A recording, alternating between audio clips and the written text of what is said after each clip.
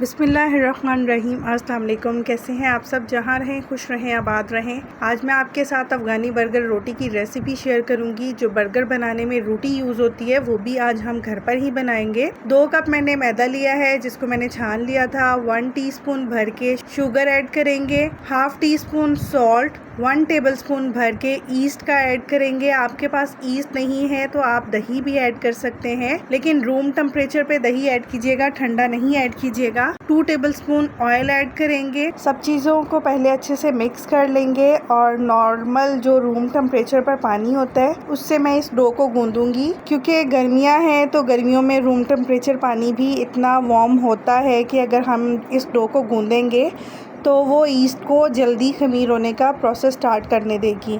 अगर सर्दियां हैं तो आप इसमें थोड़ा सा नीम गर्म ऐड पानी करेंगे।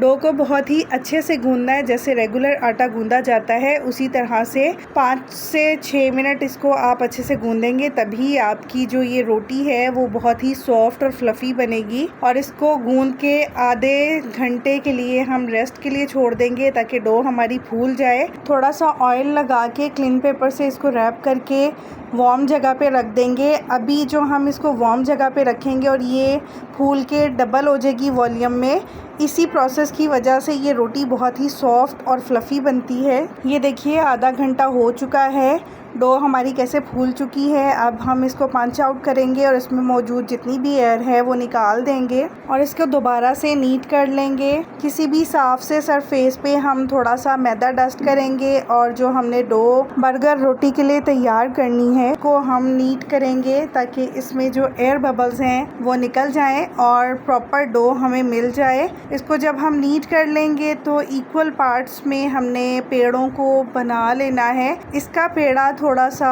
बड़ा पेड़ा बनाया जाता है, जैसे हम रेगुलर रोटी का पेड़ा बनाते हैं उससे थोड़ा सा ये बड़ा बनेगा। क्योंकि एक रोटी से 2 बर्गर बनाए जाते हैं इसलिए हमने पेड़े को थोड़ा सा बड़ा रखना है और इसकी रोटी भी बड़ी बनाई जाती है। जो हम रूटीन में रोटी बनाते हैं उससे ये साइज़ में थोड़ी सी बड़ी होगी और थोड़ी सी मोटी बेली जाएगी। पेड़े बना के मैंने 4 से 5 मिनट रेस्ट के लिए छोड़ दिए थे।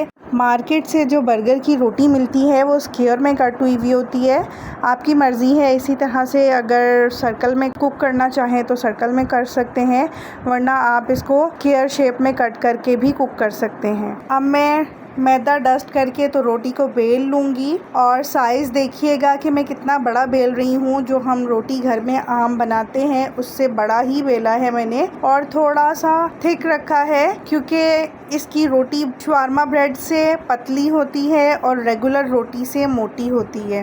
ये देखिए रोटी मैंने बेल ली है। अब मैं इसको कुक करूँगी और कुक करने का भी टाइम आप नोटिस कीजिएगा। 1 से 1.5 मिनट एक साइड से कुक करेंगे और 1 से 1.5 मिनट ही दूसरी साइड से कुक करेंगे। ओवर कुक बिल्कुल नहीं करिएगा वरना ये रोटी ड्राई बनेगी। और इस तरह से आप कुक करके इनको फ्रीज़ भी कर सकते हैं, हफ्ता 10 दिन आराम से इस्तेमाल कर सकते हैं। ये रोटी बिल्कुल भी ख़राब नहीं होगी।